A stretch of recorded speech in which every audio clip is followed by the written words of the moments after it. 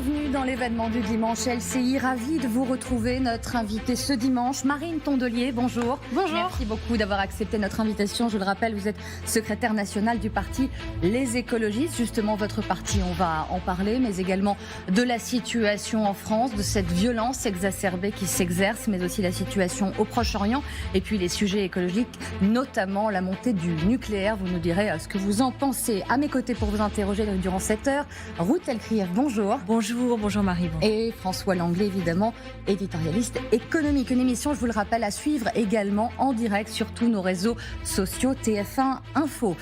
L'information de cette nuit d'abord, c'est Gérard Collomb qui fut ministre notamment de l'Intérieur d'Emmanuel Macron, maire de Lyon, qui est décédé hier soir à l'âge de 76 ans.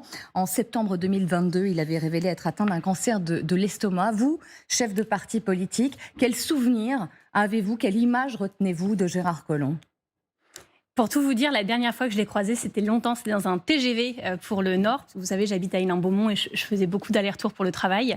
Et je me rappelle l'avoir croisé là avec ses gardes du corps. Il était ministre de l'Intérieur. À l'époque, je l'avais trouvé très fatigué et j'avais eu de l'empathie, vous savez, en me disant, bon, c'est quand même pas simple comme travail. Et quand j'étais descendue, j'avais regardé l'actualité et j'avais compris qu'en fait, il allait à Calais, à l'époque, faire des annonces qui ne me convenait pas sur la situation migratoire là-bas. Et voilà, je m'étais dit, c'est ça la vie politique, quoi. C'est qu'on a de l'empathie 5 minutes et puis après, on revient sur le politique, on n'est pas d'accord. Mais je sais qu'il y a la phrase qu'il a prononcée quand il a quitté le ministère de l'Intérieur, qui revient beaucoup. Absolument, depuis hier. Aujourd'hui, on vit côte à côte. Je crains que demain, on ne vive face à face. Alors, Et c'est vrai que c'est une phrase qui résonne beaucoup dans le contexte actuel. Alors justement, en effet, une phrase qui résonne peut-être un peu plus aujourd'hui. Quand il quitte ses fonctions au ministère de l'Intérieur, il regrettait une situation très dégradée dans certains quartiers où, disait-il, règne la loi du plus fort. On l'écoute et on vous interroge ensuite. Aujourd'hui, on vit côte à côte. Et je le dis toujours, moi je crains que demain, on vive face à face. Effectivement, Marine Tondelier, vous l'avez saisie d'emblée. Cette phrase, elle nous revient dans l'esprit quand on voit ce qui s'est passé à la fois à Crépol avec la mort du jeune Thomas, mais aussi hier soir à Romans-sur-Isère avec la marche de l'ultra-droite dans le quartier de la Monnaie et des violences extrêmement graves, évidemment avec une mort, et aussi encore hier soir. Est-ce qu'on est maintenant, désormais, dans le face-à-face pour vous ? Je pense que les politiques ont une responsabilité énorme là-dedans. Parce que les faits divers, on ne les enlèvera pas. C'est toujours des nouvelles terribles. On pense toujours aux victimes, à leurs proches. C'est des choses qui nous émeuvent fortement. Et moi, je dois vous le dire, j'ai une certaine nausée de voir dans ces cas-là des gens se précipiter sur les plateaux télé pour livrer leur vérité, qui souvent n'est pas la vérité, parce qu'ils interviennent à des moments où personne ne sait la vérité. Mais faites référence à des tweets notamment qui sont allés très vite, notamment faisant l'enquête. De la droite extrême à l'extrême droite, c'est toujours la même chose. À chaque fois, ils se ruent comme des charognards sur une actualité, sans aucune décence, ni aucun respect, ni pour la victime, ni pour sa famille, sans avoir connaissance vraiment des faits, de ce qu'il y avait derrière, parce que la vérité, on ne la sait toujours pas. Je vois qu'entre ce que dit le procureur, ce que commence à dire l'enquête, on ne sait pas vraiment ce qui s'est passé. Ça n'enlève pas rien au fait que c'est terrible, mais moi, j'ai vraiment une nausée de voir que la politique salit tout, même des faits divers très tristes pour des familles, des vies qui sont parties. Vous voulez dire, je pense qu'on a toutes et tous une responsabilité. C'est le parti politique qui est responsable de la violence d'hier ou de la semaine dernière ? Je pense que l'extrême droite a une vraie responsabilité dans la manière dont ils instrumentalisent les faits. Et moi, quand j'entends là des gens manifester, et c'est pas la première fois, ça fait des mois que ça monte, en criant « la rue, la France nous appartient », non en fait, ni la France, ni la rue n'appartient à l'extrême droite, c'est, je pense, assez clair. Et je me battrai pour que ce ne soit jamais le cas, parce que cette manière de faire de la politique est dangereuse. Les faits sont assez durs, assez terribles, pour qu'on nous épargne une instrumentalisation politique, pour qu'on nous épargne quelque chose qui gâche tout en fait. Et je trouve que, moi j'ai entendu les éditos de Pascal Praud, les tweets de Marion Maréchal Le Pen, ceux d'Éric Zemmour. Quand on met tout ça bout à bout, vraiment c'est écœurant. Et on peut pas faire croire aux gens que tout est lié à leur projet politique et tout sert leur récit. C'est pas vrai. Moi je me rappelle même qu'à Annecy, vous savez, quand il y a eu ce drame terrible avec des enfants qui avaient été poignardés dans le parc, on les avait tous vus défiler pour expliquer terrorisme islamiste, etc. Et les mêmes manifestations d'extrême droite, des retraites au flambeau, avec le même slogan, la rue est à nous, la rue nous appartient, la France nous appartient. Sauf que quelques jours après, on avait su qu'en fait, c'était quelqu'un qui avait tué au nom de Jésus et qui était catholique. Et là, on ne les a plus entendus. Jamais on les a entendus s'excuser. Donc je pense qu'il faut attendre de savoir la vérité pour se prononcer publiquement sur ce genre de fait. Il faut bien sûr éviter les amalgames. Le parquet, d'ailleurs, dans cette affaire de Crépol, ne veut pas donner les noms des suspects présumés. On comprend, il veut éviter amalgame entre immigration et délinquance. Bon. Mais est-ce que, pour autant, on ne doit pas s'interroger sur les difficultés d'intégration de la seconde, voire de la troisième génération d'immigration? On a l'impression que souvent, il y a un cas, il y a un camp qui fait l'amalgame, comme vous venez de le dire, et puis un autre qui dit « circuler, il n'y a rien à voir, il n'y a aucune question à se poser ». Est-ce que la voie de la raison n'est pas au milieu, c'est-à-dire de dire à la fois attention à l'amalgame et en même temps attention aux difficultés d'intégration qui ont forcément des conséquences en termes sociales, économiques et de délinquance? Mais je ne pense pas que la manière dont sont traités ces drames, ni par certains politiques, ni par les médias, ne participe à résoudre le problème de l'intégration. C'était pas ma question. C'est votre sentiment vraiment. vraiment. Vous me posez la question sur l'intégration. Est-ce que vous pensez que dans un pays où chaque fait divers, aussi dramatique soit-il, donne lieu à des joutes sur les plateaux télé, sur les réseaux sociaux, à des propos indécents de certains politiques, on facilite le vivre ensemble et l'intégration? La réponse, évidemment, est non. Et par ailleurs, moi, je veux qu'on fasse attention aux 2 poids 2 mesures. Parce que comme certains partis de droite extrême et d'extrême droite ne sont pas les derniers, mettent toute leur énergie à crier très très fort dans ce genre de faits divers et faire entendre leur voix et leur récit. Alors, d'autres drames, je vous le dis, je pense notamment au jardinier de 27 ans qui a été égorgé la semaine dernière par un monsieur de 75 ans. Il n'a pas été égorgé, il y a eu une tentative d'égorgement très grave. Il a été agressé grièvement. Et il s'est vu mourir. Bien sûr. Avec des cris de sale bougnoule, des propos pendant de longues minutes. Absolument. Très clair, là pour le coup, il n'y a pas vraiment besoin. En plus, il a filmé les insultes. Moi, je vois qu'il y a une forme de 2 poids 2 mesures qui s'installe avec certains politiques qui ne voient que la moitié des faits divers, qui nous parlent de francocide, on ne voit pas bien le rapport. Par ailleurs, on ne sait pas encore tout, mais moi j'ai quand même compris que la personne qui avait été arrêtée, l'auteur présumé du coup de couteau, qui a été arrêté à Toulouse, est français, de mère française, et n'habitait même pas dans le quartier où ont lieu les représailles hier. Mais c'est parce que dans les médias, les jeunes ont entendu que c'était dans ce quartier-là, et donc vont mener une expédition punitive. C'est comme ça que ça se passe, François. Vous critiquez les positions prises par les uns et les autres, enfin plutôt la droite et l'extrême droite. On vous a comprise là-dessus. Mais vous, qu'est-ce que vous pensez de cette question ? Ces difficultés d'intégration, est-ce qu'elles existent pour la 2e, la 3e génération? Évidemment, pour des gens qui sont français, comment les traiter? Je viens d'un territoire, le bassin minier du Pas-de-Calais, où 69 nationalités travaillaient ensemble au fond de la mine. Vous dire que ça a toujours été simple et toujours été évident, je ne vous le dirai pas, mais ça a fonctionné. Ça a fonctionné. Alors, c'était un système très injuste, très dur pour tous ceux qui travaillent dans la mine. Évidemment que je ne suis pas naïve des raisons pour lesquelles on a fait venir des personnes avec un grand sourire parce qu'on en avait besoin pour faire fonctionner la France et pour en faire une puissance du charbon. Évidemment qu'on a compté sur tous ces mineurs pour aller au charbon, là, au sens propre du terme, dans les années 40, pour être avec la grande grève des mineurs pour faire face à l'occupant. C'était le premier grand mouvement de résistance. Évidemment qu'on a essayé de se débarrasser de ces gens quand on n'en avait plus besoin, et notamment, je pense à 1929, où un train de personnes, pas de marchandises, de personnes, de Polonais, reste 11 jours en gare des Nains, sans personne pour monter, sans personne pour descendre, avant de leur dire finalement, c'est la crise, on n'a plus besoin de vous. Ça veut dire que vous pensez qu'aujourd'hui, il n'y a pas de sujet. Je pense que la France a une petite responsabilité dans la manière dont elle intègre ou pas les personnes, et que la société française, oui, doit travailler ensemble pour y arriver, que la nature du débat médiatique et du débat politique autour de ces sujets n'est pas aidante. Si je vous entends, le problème n'est pas l'immigration, c'est la façon dont la France les accueille. Ça me paraît assez évident. Pour reprendre et rebondir sur ce que disait François, juste ce que vous inspire la délicate question de la diffusion des prénoms des suspects dans cette attaque mortelle à Crépol. Qu'est-ce que cela dit, selon vous, de ce que la France vit aujourd'hui? Je ne comprends pas ce que vous sous-entendez. Je vous pose la question. Comme je ne la comprends pas, je vais choisir de ne pas y répondre. Parce que je ne suis pas sûre d'avoir les éléments pour répondre. Excusez-moi, Marine. Non, mais on les a, les prénoms, on les a pas. Non, attendez.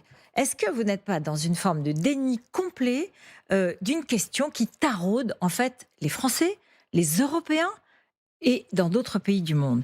Et est-ce que dans votre position, qui est intéressante. Moi, j'ai même fait un éditorial sur les indignations sélectives, sur les deux faits divers, le jardinier Je ne pense pas être dans ce cas-là. et Crépol. Donc, j'entends très bien ce que vous dites, mais est-ce que là, dans cette position que vous nous exposez depuis 8 minutes maintenant, vous n'êtes pas dans exactement ce qui vous est reproché, ce qui est reproché à la gauche en général, c'est-à-dire le refus de voir le réel et de nommer les choses par leur nom en proposant des solutions différentes de celles de l'extrême droite. Mais quand vous voyez que aux Pays-Bas, il y a un populiste qui arrive en tête. Quand vous voyez que des couches populaires votent massivement pour Marine Le Pen et plus pour la gauche, et qu'elles expriment régulièrement une question autour de l'immigration, vous continuez à dire que c'est la classe médiatique qui est responsable ou la société française dans son défaut d'intégration seulement ? Non, je vous ai parlé des politiques aussi. Donc, oui, alors les politiques, si vous voulez. Mais vous voyez bien que... Non, mais vous me donnez 2 exemples d'élections récentes en Europe. Moi, je peux vous parler de la Pologne aussi, où les gens ont testé l'extrême droite au pouvoir. Bien sûr. Et moi, je vous parle de la question de l'immigration. Oui. Je ne vous parle pas des expressions. Vous voyez ce que comment dire, vous restez sur l'expression politique ou politicienne de la question. La question, c'est l'opinion publique. C'est les Français que vous côtoyez tous les jours. Publique, et qui vous sort pas de nulle part. Et qui vous l'opinion publique, elle ne sort pas de nulle part. Ah bon, c'est les politiques qui l'influent, c'est pas eux qui ont une autonomie de pensée ? Évidemment que les gens pensent ce qu'ils veulent, mais l'opinion publique émerge, se crée, se forge jour après jour dans un climat politique, dans un climat médiatique. Les gens s'informent par des biais, c'est comme ça qu'elle vient l'opinion publique aussi. Et ce que je veux vous dire, c'est que par exemple, le fait que là, depuis 6 mois, et sûrement encore pendant 6 mois, le principal sujet législatif dont on débat soit un projet de loi immigration avec un ministre de l'Intérieur qui, quelque part, valide toutes les thèses de l'extrême droite puisqu'il nous explique qu'il va sur son terrain pour mieux les braconner soi-disant, après avoir dit dans une émission à Marine Le Pen qu'elle était trop molle. Bon, bah voilà, peut-être qu'il va réussir à la faire rendre plus dure. Je ne sais pas bien quel est son objectif. Ce que je sais, c'est que faire croire aux Françaises et aux Français que c'est par un projet de loi immigration qu'on résoudra leurs problèmes, c'est un mirage, c'est leur mentir et ce n'est pas respectueux. Sur le projet ça de ne loi fera pas plus de place dans les écoles pour les enfants handicapés, ça ne fera pas plus d'hébergement pour les familles à la rue en ce moment, ça ne fera pas améliorer leur santé, ça ne fera pas... C'est faux. Mais parce que c'est ce qu'on leur fait croire. On leur fait croire aujourd'hui que tous leurs problèmes aux Françaises et aux Français, et ces problèmes sont réels, tous leurs problèmes sont dus à l'immigration. Sur le projet de loi immigration et sur l'immigration, il en a été question notamment lors de votre récente rencontre à Saint-Denis avec le chef de l'État. Vous êtes sortie plutôt satisfaite d'un point précis. On vous écoute et on en reparle ensuite. Je sors avec une grosse satisfaction, une satisfaction immense, c'est qu'il n'y aura pas de référendum sur l'immigration. Pourquoi étiez-vous satisfaite, Marine Tondelier, au sortir de ces rencontres, qu'il n'y ait pas de réforme, on l'a compris, sur l'immigration? Vous êtes pour la démocratie directe, vous le dites très régulièrement dans vos programmes sur l'écologie, mais sur ce sujet-là, c'est non, définitivement non. Premièrement, vous noterez que des fois, les écologistes sont satisfaits, contrairement à la légende, et que ce jour-là, je l'étais. La deuxième chose, c'est que j'ai trouvé ça incroyable. On a Emmanuel Macron qui se présente toujours comme le leader du pays des Lumières, comme quelqu'un qui est au-dessus de la mêlée et qui, tout d'un coup, politiquement, on ne sait pas pourquoi, nous met sur la table cet été un projet de référendum sur l'immigration. Pour céder à quel jeu politique, à quelle négociation en coulisses, on ne sait pas, sans doute le saura-t-on jamais, mais on comprend quand même que c'est pour faire plaisir à 2 partis, l'extrême droite, Jordan Bardella, et la droite, Éric Ciotti. À la réunion du 30 août, la première réunion avec les chefs de parti, ils sont tous les deux là, on discute. Bon, on voit qu'on ne va pas être d'accord, mais ce n'est pas vraiment le sujet. On dit on en parlera la fois prochaine. Deuxième réunion, cette fois-ci, Le fameux Éric Ciotti n'est pas là, d'ailleurs. Il ne vient pas. C'est-à-dire que Emmanuel Macron fait tout ce spectacle qui divise quand même beaucoup la classe politique et les Français pour faire plaisir à quelqu'un qui ne vient même pas discuter du sujet en réunion. Donc le sujet est vite résolu. Jordan Bardella vit un grand moment de solitude puisque tout le monde, y compris les très très poches de Macron, disent que ça n'a aucun sens, que dans un moment, je rappelle quand même que dans son courrier, il cite comme objectif la cohésion nationale. Et il dit pour garantir la cohésion nationale, je vais travailler sur plusieurs choses, le logement, d'accord ? Il cite plusieurs trucs et il dit un référendum sur l'immigration. Alors si quelqu'un arrive à m'expliquer en quoi un référendum sur l'immigration est source de cohésion nationale, je veux bien les éléments parce que je n'ai rien compris à cette stratégie. Toujours est-il qu'il s'est retrouvé abandonné même par ses proches et que ce référendum n'aura pas lieu. Je voudrais juste revenir sur l'aspect de la question de Marie. C'est que, est-ce que vous pensez que l'immigration est un sujet sur lequel on ne doit pas consulter les Français ? Mais les Français sont consultés en permanence sur le sujet et non, leurs représentants aussi. Je vous redis ce que j'ai dit tout à l'heure. L'Assemblée nationale, très rapidement, là, lundi, et le Sénat, depuis des mois, leur principal sujet, celui dont on parle dans tous les médias, c'est le projet de loi immigration, dont d'ailleurs on n'a toujours pas compris ce que le gouvernement voulait en faire, puisqu'il change du tout au tout au Sénat, il revient à l'Assemblée. On ne fait qu'en débattre. Est-ce que l'immigration est un sujet possible pour une consultation directe des Français ou pas, selon vous? Aujourd'hui, constitutionnellement, non. Parce que la Constitution a décidé que sur ce genre de sujet, comme sur la peine de mort, vous aviez l'air on de ne pouvait pas. considérer, en vous réjouissant qu'il n'avait pas été retenu, que ça n'était pas un sujet possible pour un... Au-delà de l'aspect juridique, hein, j'entends bien. Oui, parce que je pense que on doit consulter les Français sur des sujets qui font avancer la société. Il y a plein d'autres sujets sur lesquels on pourrait le faire. Par exemple, c'est un exemple très différent sur la chasse, l'interdiction de la chasse un jour par semaine. 84% des Français sont pour. Mais pourquoi on ne fait pas un référendum là-dessus? Pourquoi pas l'immigration? Et par ailleurs, sur l'immigration, on pose quoi comme question? Bonjour, êtes-vous pour ou contre l'immigration? Puis si les gens sont contre, on n'en fait plus. On sait que c'est impossible. Et est-ce qu'on dit la vérité aux Français sur le fait que s'il n'y avait plus aujourd'hui aucun migrant dans ce pays, alors le système de protection sociale ne fonctionne plus? Qu'avec le programme de Marine Le Pen sur l'immigration, alors la retraite sera non pas à 65 ou 67 ans, mais à 69 ou 70 ans. Parce que beaucoup de personnes, beaucoup des électeurs de Marine Le Pen ne savent pas que ces personnes qui travaillent cotisent et n'ont pas de droits. Dans une campagne référendaire, vous ne pourriez pas expliquer ça aux Français en disant, écoutez... Voilà, nous avons besoin d'immigration pour telle raison. Mais moi, écoutez, je suis élue d'opposition au Rassemblement national depuis que j'ai 25 ans, seule élue écologiste dans mon agglo. Donc je débat de ce que vous voulez, où vous voulez, je suis tout terrain sur ce sujet en particulier.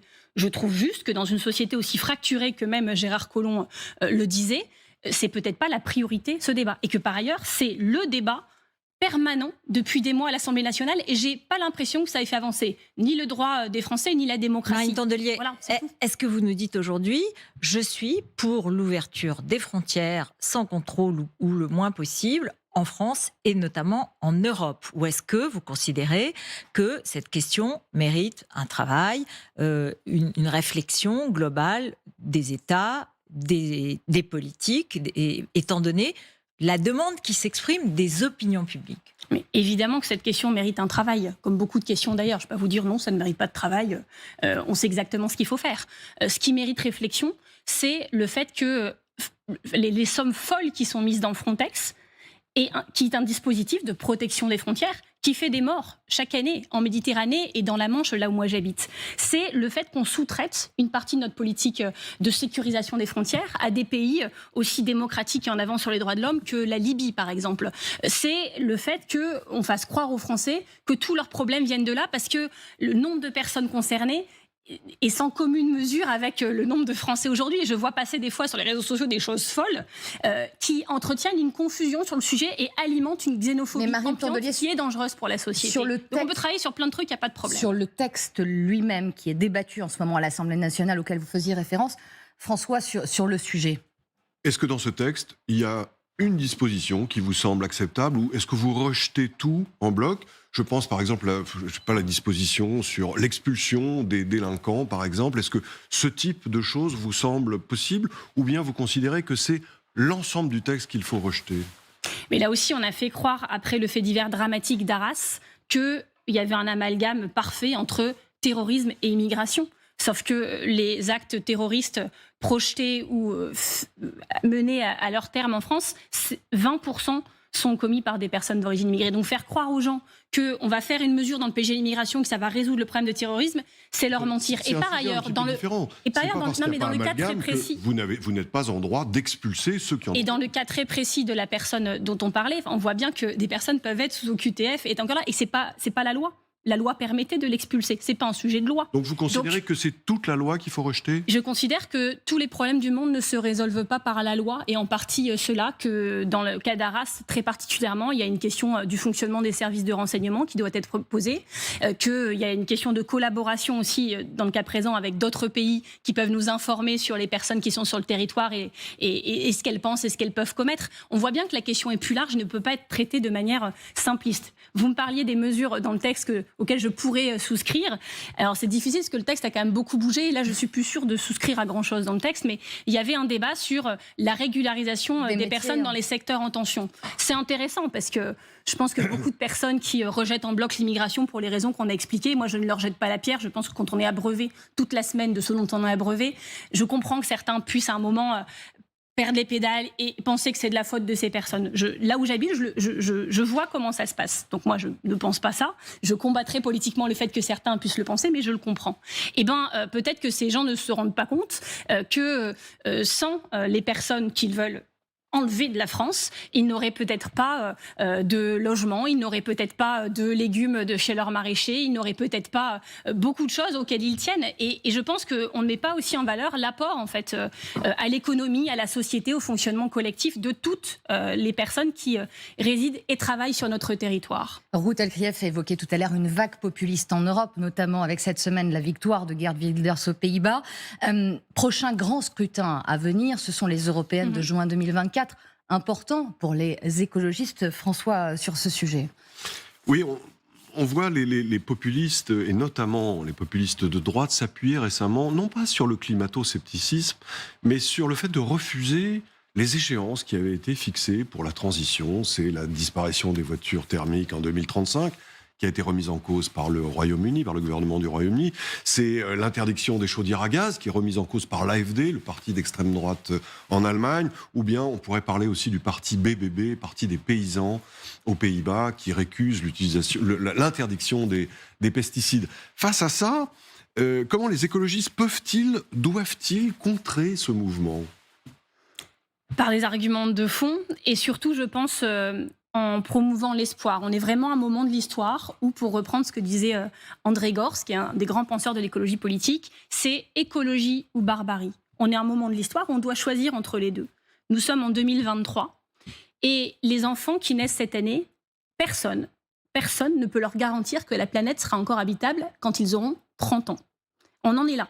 Et ce n'est pas une écologiste qui le dit, ce sont les scientifiques, et en l'occurrence un consensus scientifique inédit dans l'histoire du monde. Ils ne le remettent pas en cause d'ailleurs. Hein. Oui, sauf qu'en fait, ils ne veulent rien changer. Eux, c'est l'immigration. Non, ils disent ce sont les classes populaires qui payent parce que ça coûte cher et on ne peut pas leur imposer ça brutalement. Et la dilemme, fin du monde, fin du mois. Et évidemment que les politiques qui viseront à sauver l'habitabilité de la planète ne seront acceptables que si elles sont collectivement et équitablement partagées. Et on voit bien aujourd'hui que quand on va embêter des gens avec un petit véhicule diesel, alors qu'ils n'ont pas les moyens de se payer notre voiture et qu'ils ont besoin de leur voiture pour travailler, ils ne comprennent pas pourquoi on s'en prend à eux et pas à ceux qui prennent des jets privés. On voit bien que, d'ailleurs, on passe notre temps à dire les petits gestes, attention, faites ci, faites pas ça, en oubliant de dire aux gens que les comportements individuels de vous, moi, de tout le monde ici, c'est une petite partie du changement climatique. Là où Total, moi je peux vous montrer, Total Énergie s'amusait encore la semaine dernière à tweeter, donc c'est une campagne de pub, ils disent chaque action que nous menons vise à soutenir la transition énergétique. Total Énergie, ils font une campagne de pub avec une petite vidéo, chaque étape compte pour accélérer la transition énergétique. Ce qu'ils oublient de dire, c'est qu'ils sont en train de projeter, Total Énergie, 33 projets, 33 méga-projets partout dans le monde et en France, qui pourraient être responsables de 90 milliards de tonnes de CO2 dans l'existence de ces projets. 90 milliards de tonnes de CO2. Ce qu'il faut savoir, c'est que les émissions cumulées de la plupart des pays entre 1850 et 2021, c'est moins que ça. Ils font des projets aujourd'hui, alors qu'on sait qu'ils vont émettre plus de CO2 que les émissions cumulées de la plupart des pays de 1850 à 2021. On marche sur la tête. Et donc, à un moment, je veux bien qu'on se raconte ce qu'on veut, mais oui, il va falloir arrêter des choses. Et non, ça ne doit pas se faire contre les classes populaires. C'est aussi simple que cela, et c'est ça l'Europe que nous voulons, c'est ce que nous défendrons dans les élections européennes. Certains feront de cette élection un référendum pour ou contre l'immigration. Nous en ferons une élection pour ou contre le vivant. Et il y aura donc un bulletin vert pour celles et ceux qui veulent exprimer le fait que ce qui les préoccupe, au-dessus de tout, c'est la justice environnementale. Et vous l'aurez compris, la justice sociale qui est indissociablement liée. Une élection pour ou contre le vivant, justement, c'est le droit de suite de Ruth, tout de suite. Oula. C'est vrai que lorsque vous évoquez les européennes, c'est une des élections favorites des Verts qui l'a réussi plutôt bien, sauf que cette fois-ci, on peut s'interroger. Il y a plusieurs listes, à gauche même, Et dans les sondages, vous n'apparaissez plus en tête de cette gauche. Il y a au moins 3 listes, peut-être qu'il y en aura 4. Et puis même dans la liste Renaissance, il y a Pascal Canfin qui ne sera pas tête de liste, mais qui est quand même une personnalité connue pour ses positions écologiques. Donc on se dit, il a été formé à bonne école, c'est-à-dire chez les Verts. Oui, justement, il en vient et il le dément pas. Au contraire, il est président de la commission écologie européenne, donc il agit. Et je me dis, mais comment vous allez vous distinguer? Comment vous allez exister en quelque sorte dans ces européennes? Alors vous avez l'air de présenter le fait qu'on ne soit pas en tête des sondages mondiaux dans cette élection comme catastrophique. Nous ne l'avons jamais été en tête des sondages pour les européennes. Au même moment, en 2019, nous étions entre 4 et 6% dans les sondages. Nous avons êtes à 8. Vous êtes à 13,9. Et le matin même de l'élection, les sondeurs nous disaient encore, vous ferez entre 6 et 8. Le soir même, on faisait 13,9. Cette élection, elle est assez insondable parce que c'est une élection sur laquelle les personnes se déterminent très très tard. Donc, je vais vous dire, si les Verts faisaient leur campagne les yeux dans le rétroviseur des sondages, déjà, on serait assez déprimés dans la vie. Et pour le coup, les sondages eux-mêmes, les sondeurs eux-mêmes nous disent qu'ils arrivent mal à déterminer le vote écolo. Entendre. Voilà. Et par ailleurs, Parce qu'il y a beaucoup d'écologie partout. Et quand vous présentez le fait qu'on soit divisé à gauche, c'est une élection proportionnelle à un tour. Les non, mais je veux dire, il y a beaucoup d'écologie partout. Mais on n'a jamais donc, été quelle est votre spécificité? Pour ce qui est de l'écologie partout, moi, ça me fait... Alors, je sais pas si je veux dire ça me fait rigoler, mais vous comprenez que c'est très ironique comme formulation, parce qu'en général, quand l'écologie est partout, elle est nulle part. Et regardez au niveau européen, celles et ceux qui, le cœur sur la main sur vos plateaux télé, quand l'écologie est en tête des préoccupations des Français, vous disent que oui, ça les intéresse et que ça les perturbe et qu'ils vont tout faire pour. Regardez leur vote au Parlement européen, y compris les collègues de Pascal Canfin, y compris parfois Pascal Canfin lui-même, qui se battait il y a quelques mois pour mettre le gaz dans ce qui était considéré comme des énergies vertes. Donc à un moment, quand même le président de la République, vous savez, celui qui dit « Make our planet great again » et qui était le Greta Thunberg des chefs d'État sur la scène internationale, demande une pause réglementaire au niveau européen sur les règles environnementales, et on va y revenir. Et se renie encore sur le glyphosate. On voit bien que c'est pas sérieux. Et donc, faut préférer l'original à la copie. Et celles et ceux qui veulent de l'écologie savent que c'est le bulletin vert qu'il faut choisir.